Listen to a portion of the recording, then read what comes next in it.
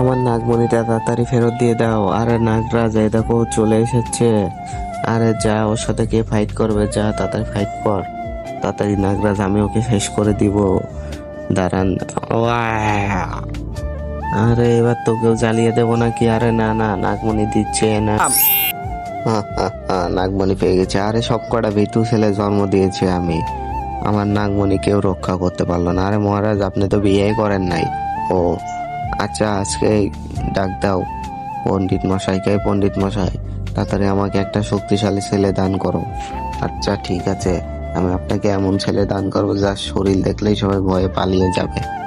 আচ্ছা, ইস বিশ ফু। তারপর পণ্ডিত মশাই কি করলো সেটা দেখলো। তারপর কি হলো সেটা জানাই গেছে। ছবিটাকে ভালোবেসে থাকলে অবশ্যই একটা লাইক এন্ড চ্যানেলটাকে সাবস্ক্রাইব করো, আর যদি না করো তাহলে বুঝবে ছবিটাকে ভালোবাসো না। আরে এটা আবার কি? আরে এটা তো একটা বেজি, এটা তো আমাকেই মারবে, এটা আমাকে রক্ষা করবে কিভাবে?